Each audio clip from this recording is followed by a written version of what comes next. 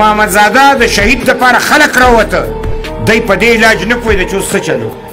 زر زر په سبا ګرفتارم شو ویم نیوه هغه له یې واډونه یې ورکړه او ډېر نرم دی ورسټیک داسې نه ده ویشتی یې ولې دی چا ویشتی دی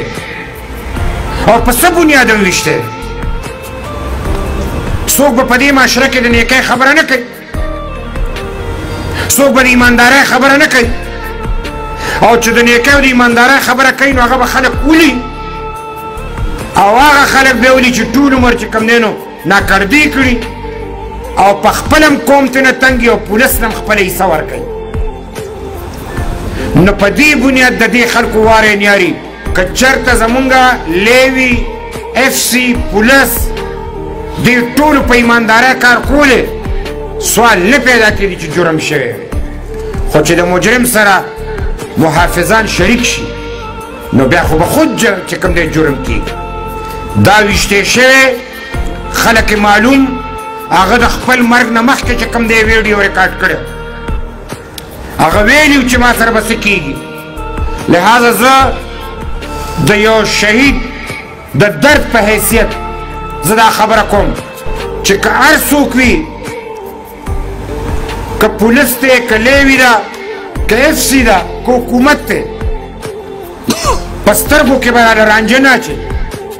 د دروغو به راله سترګې نه تورئ دا چې کوم دی د نرتوب په میدان شهید شوی دی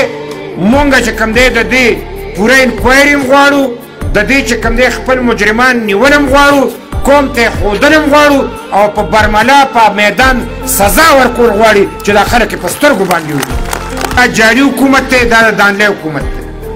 مونږ دا جاري وزیر اعظم نه منو دا جاري حکومت نه منو د دې حکومت خاتمه چې کوم دی دا پکار ده نوی الیکشن پکار دی د مداخلت نه پاک پکار دی چې چا وګټلو هغه لی ورکوي او دا خبره به ختمیږي که نی مونږ به تر هغې په ارام نه کړو چې تر څو دا حکومت ختم کړی سلو پورې او تحصیله پورې خپل مازغه چې کوم دی د اوس نه ټیک کوي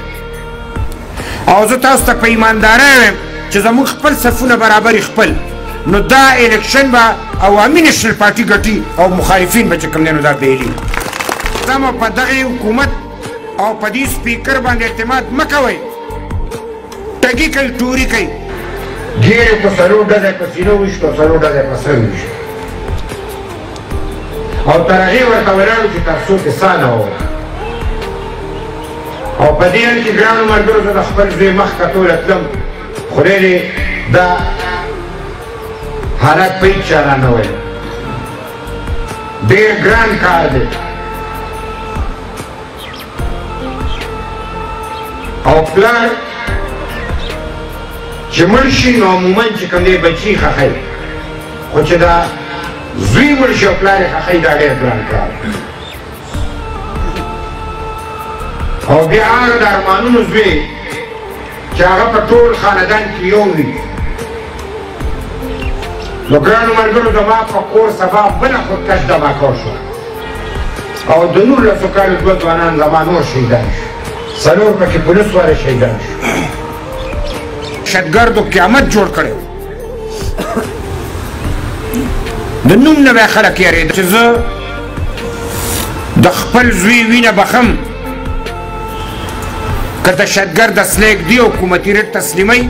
زه ورته د زوی وینه بخم ګرانو ملګرو ولې ما وی چې زه وینه بخم ځکه چې زما ذاتي دشمني نه وه زما د پلار دشمني نه وه زما د نیکه دشمني نه وه نه زما اوس دشمني شته زما قومي جنګ او قامي دشمني وه چې زما سکولونه یې لزول زما جوماتونه یې لزول زما بازارونه یې لزول او دغه رنګ چې کوم دی زما ماشومان بچي لوریانې خویندې او میندې د هغوی چې کوم دی پړونې په هوا کې الوزول او دغه رنګ زما د پلار نیکه پټکي په هوا کې الوزول دغه وخت د غیرت وخت او هغې ته چې کوم دی نو مونږ راوتي نو زما زوی په هغې کې شهید شه نو دا زما زوی نو شهید دا قامي شهید نو ما ځکه د هغه وینه بخله چې زما ما په هغه ټایم ووی چې دا خو زما یو زوی که لس زامن وی ما په دې قوم قربان کړي اوس د ټول قوم بچي زما بچي دي اول د یو زوی پلارم اوس د لکونو لوریانو د زامنو چې کوم دی زه پلار یم او د پښتون بچي کوم ټول چې کوم دی نو زما بچي نو چې زه نن د خپل زوی وینه وبخم نو زما د قوم د نورو بچو وینه خو به بچ شي که چې بلکل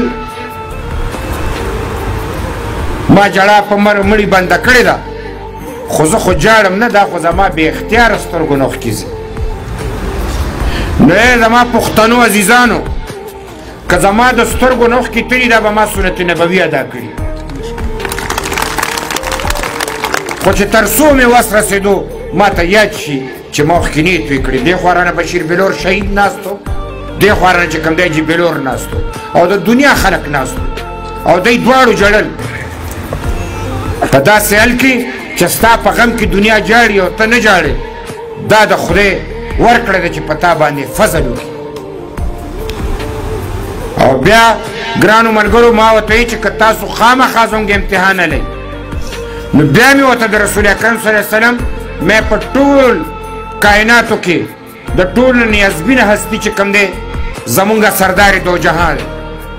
اولین او آخرین دی خدای پاک چې دنیا پیدا کړې ده د رسول اکرم صلی الله علیه وسلم د مخه پیدا کړې ده او مونږ د رسول اکرم صلی الله علیه وسلم منونکي چې هر یو یزید شمر راځي هر یو فرعون او نمرود راځي هر ظالم راځي او شداد راځي مونږ به چې کوم دی د باچا خان د سپایي په حیثیت د حسین سنت ادا کوو سر به کلمه خو سر به چاته ټیټو نه او مونږ به چې کوم دی خپله مقابله کوو